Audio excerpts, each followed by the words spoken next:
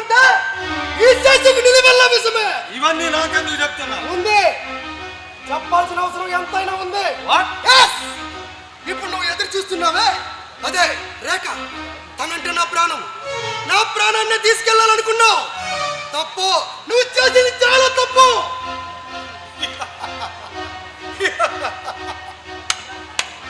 తప్పు అని విజయనే హెచ్చరిస్తున్నావా? తుప్పు లేచిపోతుంది. అంత సీనుందా?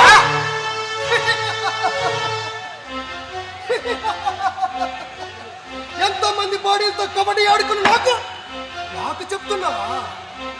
నా విజయ్ నన్ను నమ్ము. రేఖ మీద ఉన్న ప్రేమ చంపుకో, లేకపోతే నిన్ను నేను చంపుతా. అమ్మతోడు అబద్ధం చెప్పను. నేను నిజమే చెప్తున్నాను. అధిక ప్రాలాపన చేస్తే నీ అడ్రస్ ఆకాశాలు.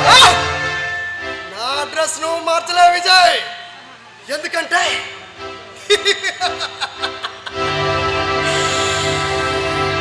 నేను మనుషుల రక్తాన్ని రమ్మలా తాగే బ్రహ్మ రాక్షసుణ్ణి. వదిలే, నా రేఖను వదిలే. వదిలి వెళ్ళిపో.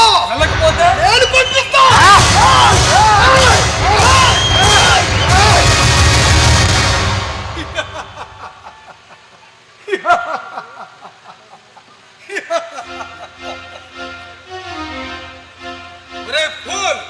ఇలాంటి కత్తులు చూపించడానికి బెదిరించాలని చూస్తున్నావా?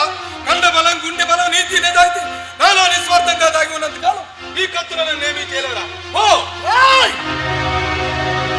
నీ కండను కోసి నీ గుండెను బయటకు తీసి నీలో ఉండే నిజాయితీని నీతోనే ఈ మధ్యలో కలపకపోతే నేను రణధీర్ తమ్మున్నా కాను.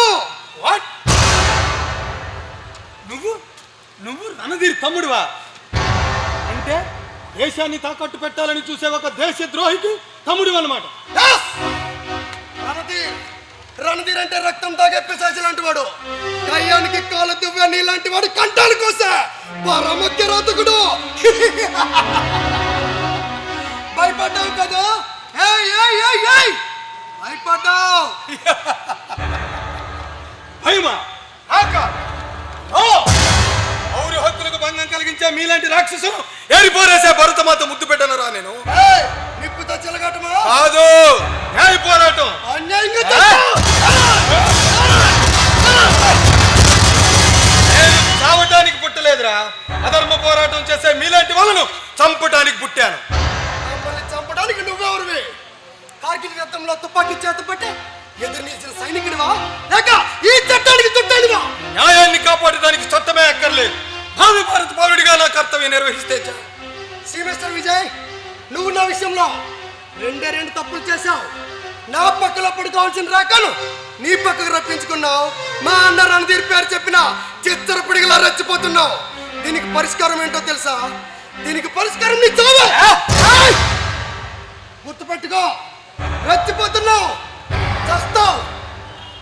వస్తా.